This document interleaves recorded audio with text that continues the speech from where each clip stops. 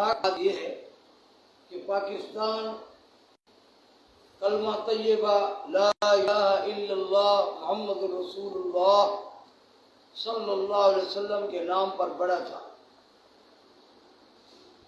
Doctor اسرار صاحب فرماتے ہیں کہ محمد علی جناح صاحب جب فوت ہو رہے تھے، فوت ہونے کے قریب تھے، تو انہوں نے منہ ہلایا۔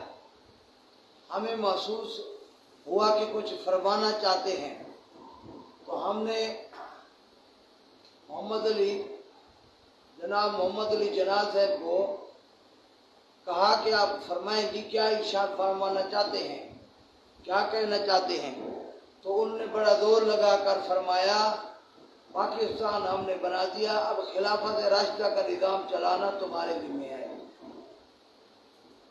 یہ پاکستان خلافت راشدہ کے نظام چلانے کے لیے بنا ہے، اسلام کے نام پر بنا ہے، اور اسی پاکستان میں اے دن کبھی سرور عالم صلی اللہ علیہ وآلہ وسلم کے صحابہ کی گستاخی ہو رہی ہے، کبھی اولیاء اللہ کی گستاخی ہو رہی ہے، انبیاء علیہ السلام کی گستاخی ہو رہی ہے۔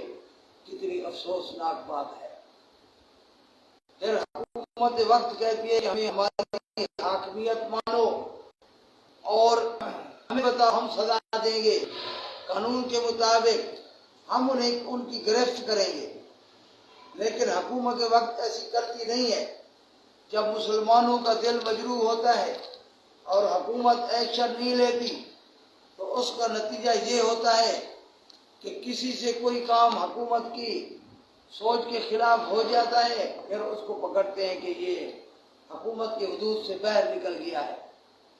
اب انجینئر مرزا کو دیکھیں، یہ کتنی دفعہ گستاخانہ گفتگو کر رہا ہے صحابہ کرام کے بارے میں، کبھی کسی صحابی کے بارے میں گستاخی کرتا ہے، کبھی کسی صحابی کے بارے میں، اولیاء اللہ کے بارے میں۔ علماء حکومت کو درخواست کر رہے ہیں، ریاست کو درخواست کر رہے ہیں کہ اس کی زبان بند کروائیں۔ ابھی حال ہی میں اس نے 2-3 دن پہلے سیدنا حضرت امیر معاویہ رضی اللہ تعالیٰ عنہ، جو حضور صلی اللہ علیہ وسلم کے کاتب ہیں، کاتب وحی، ان کی گستاخی اس مرزے نے کی ہے۔ انجینئر مرزا کے خلاف علماء درخواست دے رہے ہیں، میڈیا پر پیغام بھیجا جا رہا ہے، حکومت اس کو گرفتار کرے، اس کی گستاخی والی زبان کو بند کرے۔ حکومت کا منہ بند ہے، وہ ایسے لگتا ہے کہ ہے ہی نہیں۔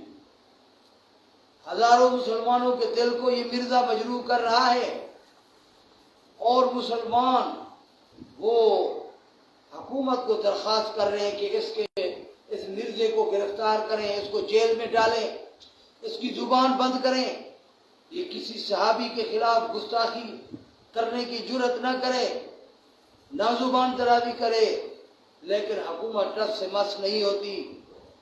پھر جب کسی کو واجد آ جاتا ہے، وہ حد سے بڑھ جاتا ہے حکومت کی حدود سے، ریاست پھر اس کو گرفتار کرنے میں دیر بھی نہیں لگاتی، اس کو گرفتار کرنے میں دیر نہیں لگتی۔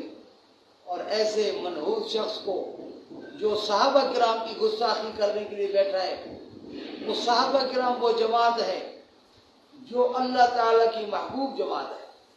سرور عالم صلی اللہ علیہ وآلہ وسلم نے ارشاد فرمایا، من احبهم فبحبی احبهم ومن ابغضهم فببغضی ابغضهم۔